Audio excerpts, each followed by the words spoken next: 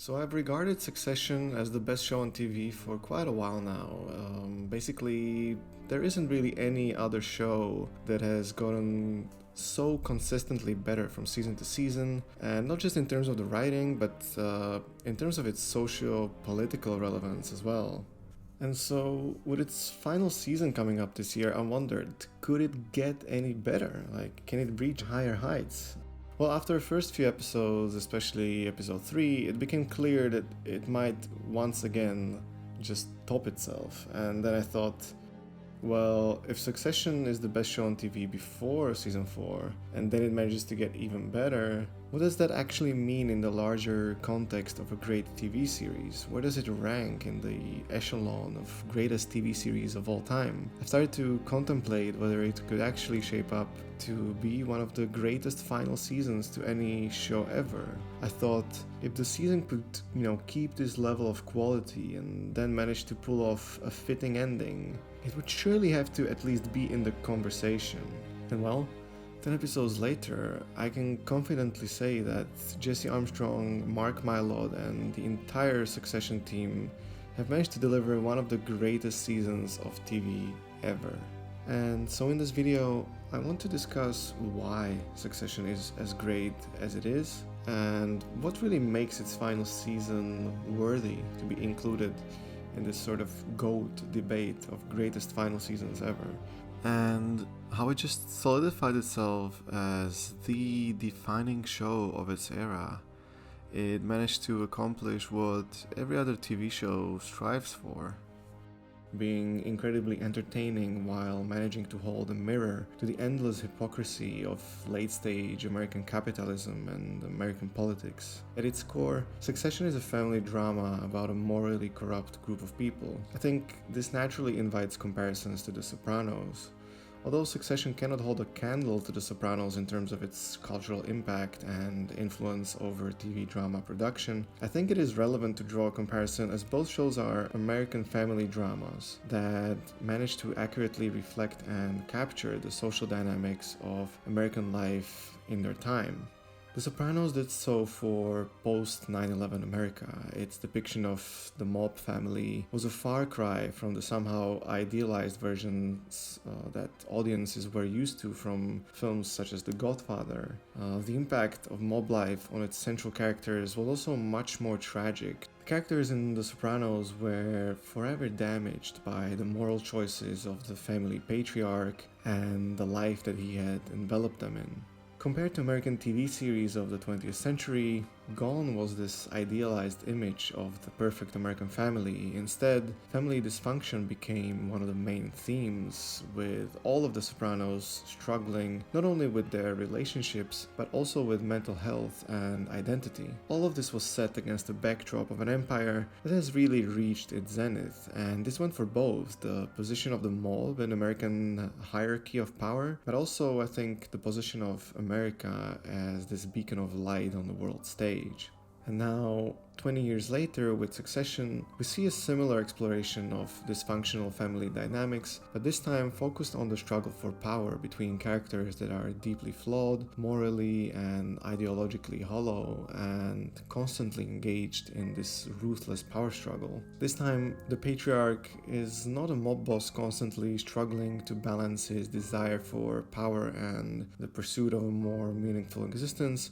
Instead, it's Logan Roy, a ruthless media tycoon who, unlike Tony Soprano, doesn't grapple with introspection or existential dilemmas. In many ways, Logan is a criminal just like Tony, except in Succession, what we get to glimpse is crime that occurs among the highest echelons of power, a much more sophisticated crime, a much more nuanced crime. The way Logan is written by Jesse Armstrong and played by Brian Cox allows us to explore the corrupting nature of wealth and toxic dynamics within a family fueled by ambition and greed. He is a complex, multidimensional character, the embodiment of corruption, wealth, and influence.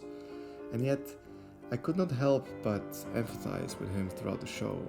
I would often wonder, does Logan love his children? All of the Roy children are forever marked by the toxic nature of his parenting, his emotional distance, his manipulation and lack of genuine affection or support leave Kendall, Roman, and Shiv in this endless cycle of manipulation and struggle for his validation and approval, which till his death remains elusive. And once the show finally offers these rare moments of Logan's vulnerability and genuine concern as a father, there's always a level of ambiguity to them. He always seems to have an ulterior motive. I'm better than you.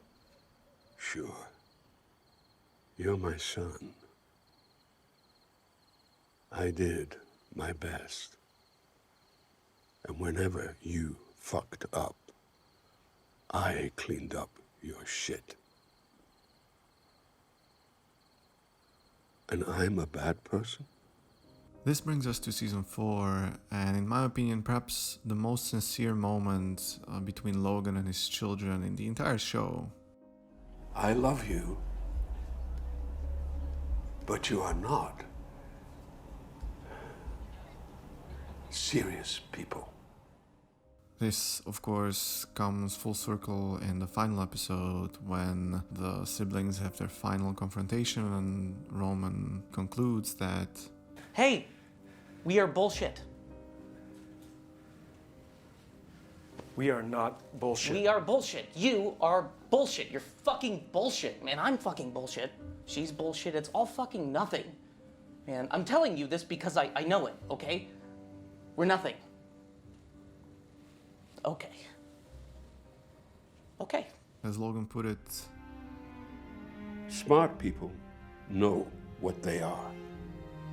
what all this shows is character depth that I'd argue is unparalleled when you compare it to any other TV series right now. That's not to say that there isn't a more layered and nuanced character outside of Succession, I'm sure there is, but the eloquent and realistic way in which Jesse Armstrong manages to tie the ambiguity of his characters into the narrative is just mind-blowing for me. Succession is not a plot-driven series, and yet it's full of these unpredictable twists and turns that always stem out of realistic character motivations and emotional depth. What I mean by that is, the narrative twists and turns in Succession rarely feel contrived or forced. They always seem to arise organically. The result is that the plot ultimately does become one of the most entertaining features of Succession, even though its premise is not really built on it. What I really mean by this, and perhaps to help explain, if we compare Succession to Breaking Bad, a show that is a great example of a perfect final season and an incredibly satisfying ending. Breaking Bad is at its core what I would call a plot-driven series. That's not to dismiss the fact that it has incredible character work, but the core appeal of the show is based around the repeating premise of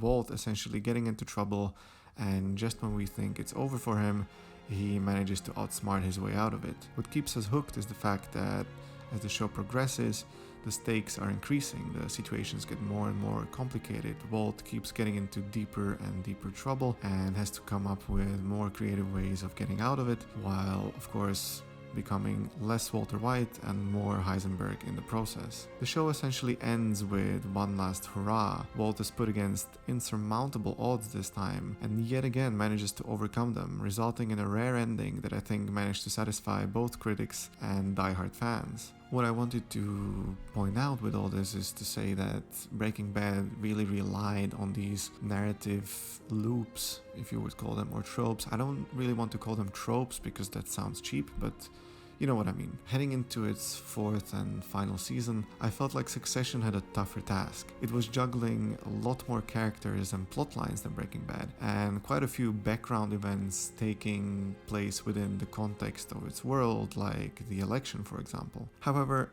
unlike Breaking Bad's final season, Succession made a bold move. It gave us its game-changer episode early. What Breaking Bad waited to do until its final act of the season, Succession did in just the third episode. It was an episode that I will never forget, up there with all the all-time great game-changing TV episodes. I think it's just really, really impressive that something that felt inevitable from the very first episode and had really loomed over the entire Succession series still managed to feel so shocking. Logan's death really had just this unprecedented impact on the show. It left me admiring Jesse Armstrong and his boldness. I remember thinking how risky it was and how difficult it will be to maintain the show's flair without the presence of its most dominant character. While it did feel a little different, I don't really think the show missed a step, to be completely honest. The dramatic twists became as impactful as ever, the plot became as unpredictable as ever, and the social-political commentary became as relevant as ever.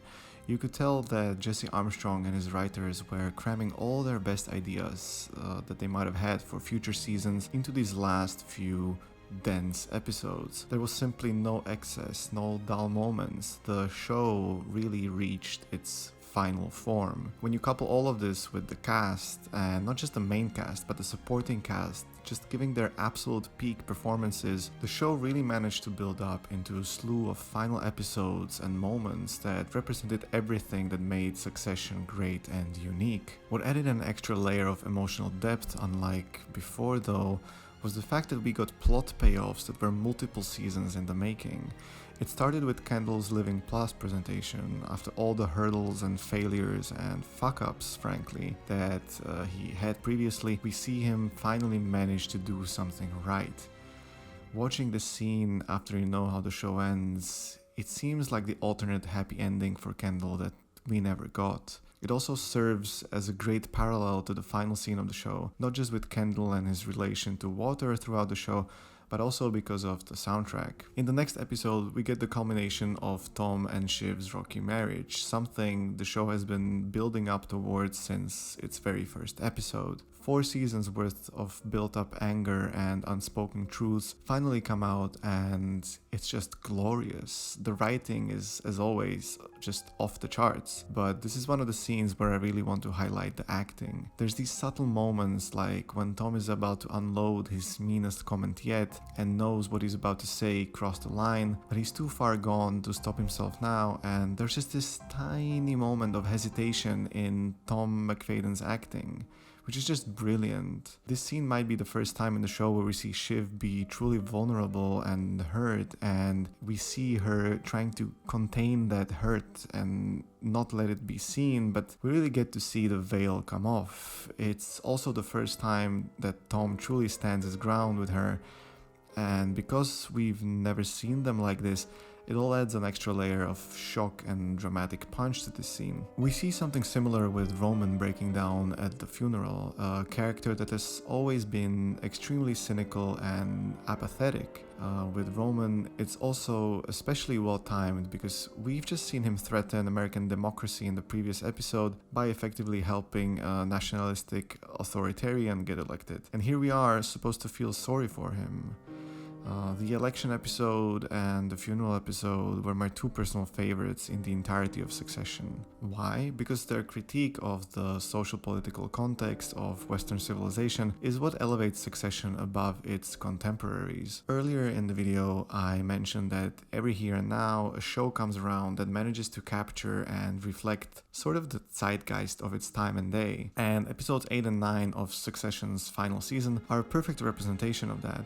As always, they're exceptionally crafted, but there's so much substance beneath it all. Just in previous examples, the key scenes stand out here because this was a long time coming. We've heard about the upcoming election time and time again, and now we finally got to see behind the scenes of how mainstream media coverage works during an election night. I don't have time to get into too much detail, but my favorite moment from the entire episode actually comes at the very end, and it is this brief exchange between Greg and Jess. Okay? Yeah. I have to go tell them I think we're calling it for Mencken. Yeah. So I should Right. I should go. Yeah. I'll get in trouble if I don't go. Okay, dude. I mean, Yeah. I mean, it's not really my choice, right? So sure. I mean, right. Yeah. Yeah, I'm pressing the button. Or I'm not even pressing the button. I'm asking them to prepare to press the button. Right, and all that does is just like launch a nuclear attack. So, It's not gonna change anything if I don't go. So, a couple minutes, so, I mean. right. well, you- Realistically, wow. Crazy.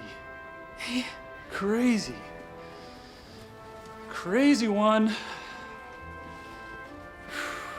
Two characters who have been these two young outsiders throughout the entirety of the show, but now they both stand at a precipice. Jess has undoubtedly done countless morally questionable things during her tenure as Kendall's assistant, but is clearly no longer comfortable at ATN. There's a line she just isn't willing to cross, and Greg has now found a way to rationalize crossing it, and with it, his moral boundaries, something he wasn't comfortable doing in previous seasons. Greg's actions really represent the concept of banality of evil, the idea that one can do evil without being inherently evil. Greg has been engulfed by the system and the Roys. The whole scene feels a little uncomfortable, not just because of what's at stake, but also because Jess is probably the only person of color we see during the episode. She's this marginalized voice that has no place at the decision maker's table, and Greg is their errand boy who views her concerns and his actions as inconsequential. And again, it's the subtle acting in the scene that really makes it work, in my opinion, especially by Juliana Canfield playing Jess. It's her facial expressions, her questioning, and her somewhat innocent eyes in all of this. It's all these small things within a small scene that actually have the largest of impacts, even if they might not be necessarily conscious. And I just love the subtle score as well.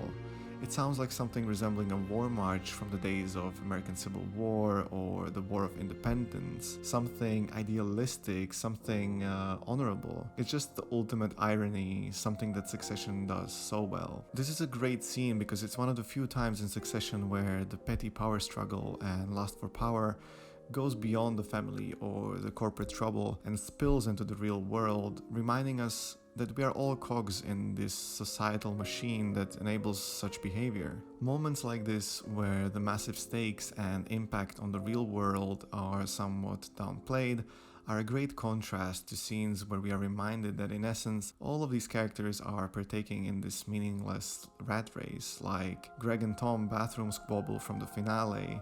I think it perfectly encapsulates the futility of humanity in a way. One moment we are deciding the fate of nations and thinking how essential we are, and another we are wrestling in a bathroom over who gets to climb higher on the corporate ladder. Once again, the music in the scene just really helps sell the satire of it all. I cannot stress enough just how crucial Nicholas Brittle and his score are to how Succession is crafted. Perhaps my favorite moment from the entire show, however, is completely without music. It's Uncle Ewan's eulogy. I was waiting all season for Uncle Ewan to make his appearance, and I was always wondering when it would finally be, and then I saw him at the funeral, and I just knew he'd be a Chekhov's gun in this episode, and so he was. For me, Ewan's eulogy is the pinnacle of TV writing. It's almost theatrical. Just this great legendary actor and this great monologue and silence. It's one of those things that I don't want to dissect too much. I think you should just go and watch the whole thing yourselves. But I think it uncovers the essence of Logan's character and his impact on society, unlike anything else on the show. And then we have the siblings and their eulogies, which is just such a great way to capture each of their relationships with their father. We have Roman's sad and undying love, Ken's passive admiration, Shiv's yearning for his warmth, and Connor not even allowed to say a word. Just brilliant character work. The last scene I want to point out is the virtual dinner scene in the finale. It's a scene that says so much without inherently saying anything at all. Just like Ewan's eulogy, it has a huge emotional impact on the characters, but mainly it recontextualizes all of what has happened throughout the show. We see Logan like we never seen him before, and we see the reaction of the kids who never got to experience this warm, relaxed side of their father. A lot of things come to mind when watching the scene, that there was this inner circle that neither of the kids except Connor got to be a part of, and that Connor knew their dad on a deeper level than any of them, that perhaps Logan let Connor in because he never engaged in the petty power struggles like the rest of the kids.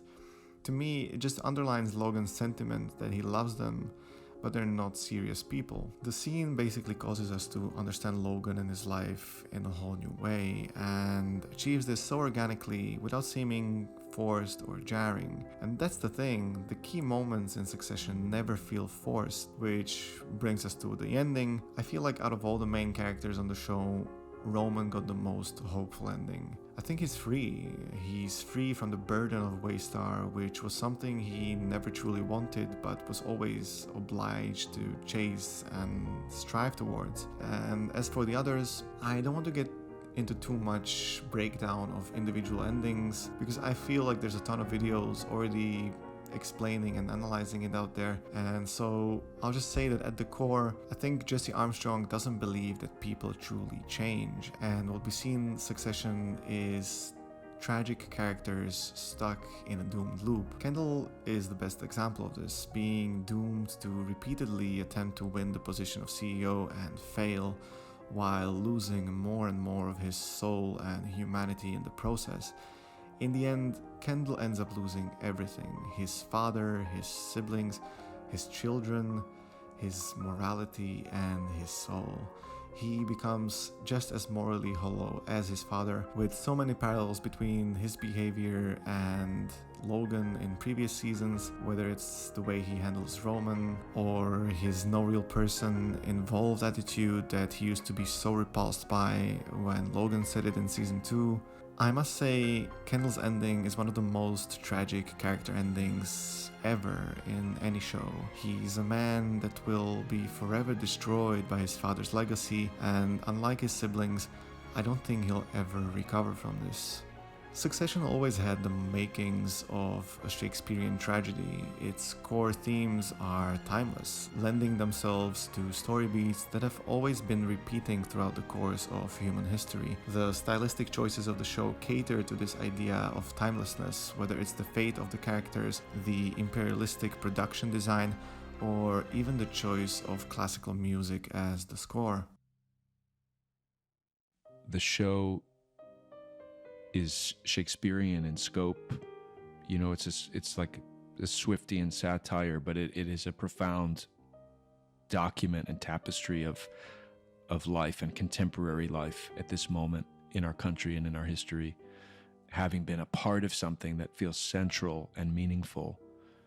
That's something that I feel very proud of and grateful for. What does it mean? I mean, there's something that I've thought about since we started making this and that I've said.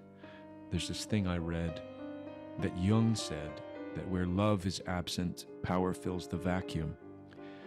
And to me, that's what the show has always been about. Yep.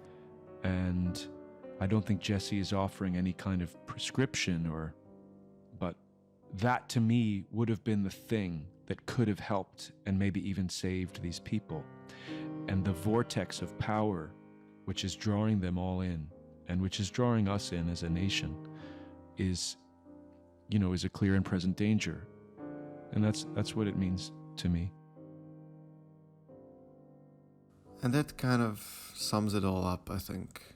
I hope that this video really brought some things into a larger context of TV dramas and where Succession ranks or has its place among the best of the best. And yeah, thank you for watching, and see you in the next one.